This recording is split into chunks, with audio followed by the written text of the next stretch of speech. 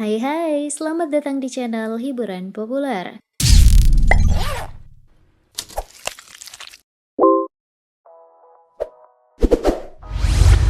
Franz Indonesianus adalah salah satu aktor anak yang paling tenar sepanjang paruh kedua 90-an dan awal 2000-an sebagai bintang iklan dan pemeran sinetron. Kalau kalian bagian dari generasi pecinta sinetron saat itu, pasti deh nggak asing dengan wajah Franz, tapi wajahnya mendadak menghilang padahal karirnya tengah menanjak. Pernah nggak sih kalian bertanya-tanya kemana ya si imut dan si ganteng Franz? Kalian yang penasaran, yuk cari tahu kabar Franz lebih jauh pada konten. Transformasi Franz Indonesianus dari aktor cilik imut berubah sangar bertato. Tapi sebelum terus menonton, yuk arahkan dulu jempol imutmu untuk menekan tombol subscribe dan bel notifikasi channelnya agar info kalian selalu update setiap hari.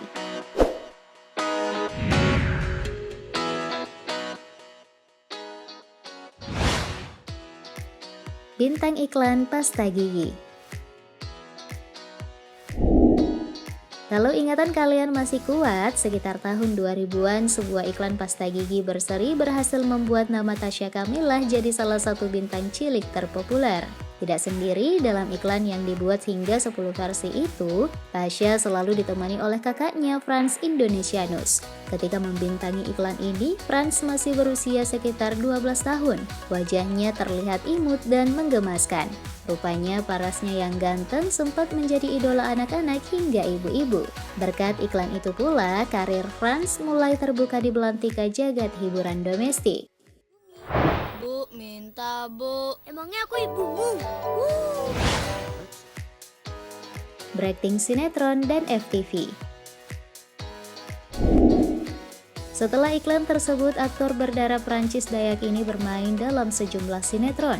Sinetron yang dibintanginya beragam genre, mulai dari pemeran anak dalam sinetron Laga Jacqueline, serial remaja Curi Pandang Cari Perhatian, serta serial bertema religi Cahaya Surga. Saat itu, Franz sudah berusia belasan tahun. Dalam salah satu sinetron terpentingnya, Curi Pandang Cari Perhatian, ia tampil ganteng dan modis dengan jaket, bandana kain, kacamata, dan gelang khas anak motor. Sayang sekali, aktingnya yang ciamik harus berhenti karena sebuah perkara yang menimpanya.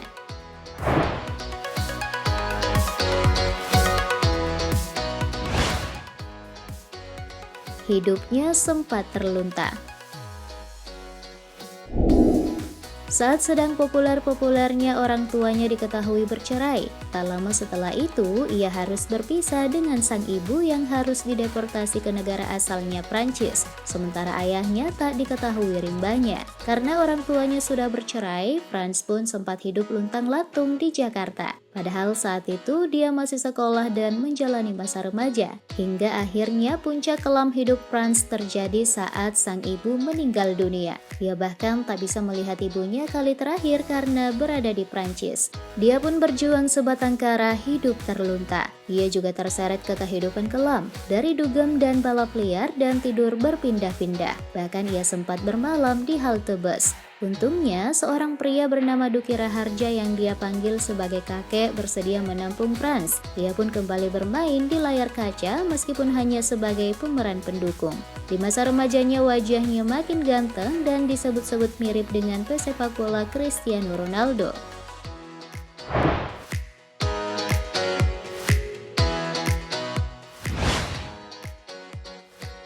Menetap di Kalimantan.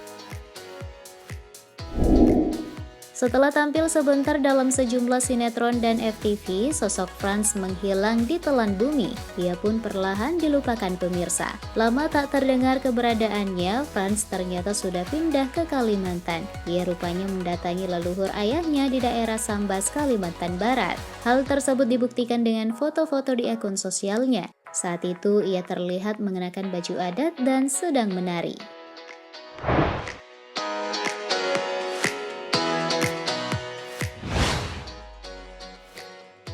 Pelestari budaya Dayak. Langkah yang diambil Franz tak main-main. Ia rela meninggalkan karirnya di dunia hiburan. Ia memilih untuk mengabdikan diri melestarikan kesenian Dayak di daerah Sambas, Kalimantan Barat. Saya keturunan Dayak Prancis dan saya sangat mencintai budaya Dayak, terkhusus ingin meneruskannya. Saat ini saya rela meninggalkan karir saya di dunia entertain. Budaya asal tak bisa dilupakan. Catat Frans pada Instagram pribadinya.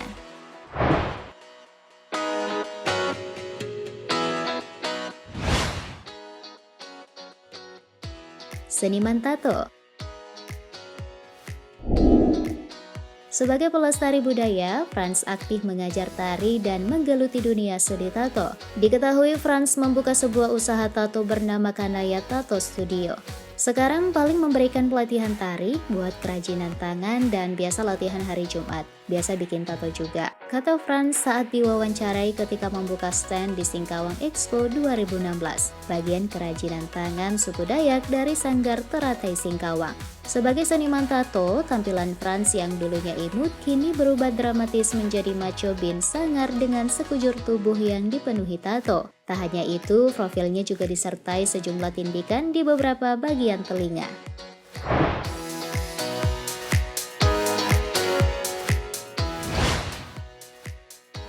Telah memiliki kekasih. Tak lagi sendiri, pria 34 tahun ini rupanya sudah memiliki pasangan. Ia sepertinya berhasil memikat wanita Dayak yang dikenal sebagai salah satu surga wanita cantik dengan kulit bak porselen. Tak jarang Frans memamerkan kemesraannya dengan sang kekasih bernama Olivia Pelagia di akun Instagram. Sepertinya Olivia juga aktif sebagai seniman pelestari suku Dayak. Tak hanya itu, Frans juga kerap menampilkan kekompakannya dengan sang pujaan hati mengenakan pakaian adat Dayak. Tapi belum diketahui apakah mereka telah menikah atau masih berstatus pacaran.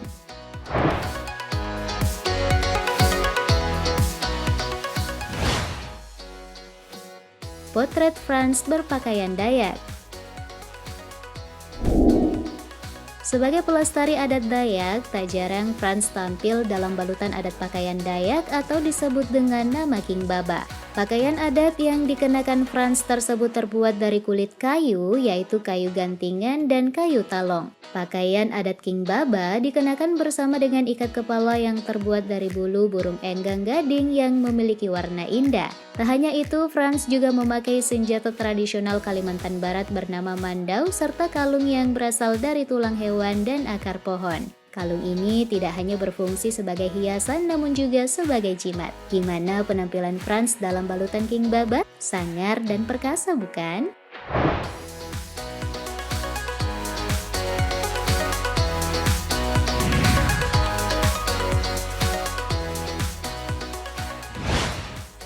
Dari imut, manis, bin ganteng, siapa sangka transformasi aktor Frans Indonesianus begitu drastis menjadi macho dan sangar bertato. Dari seleb yang penuh glamor menjadi pelestari budaya yang penuh dedikasi dan tradisi. Apakah kamu pangling dengan perubahan drastis yang dialami Frans? Tulis di kolom bawah sana komentarmu, sekalian klik like dan share. Terima kasih dan sampai jumpa.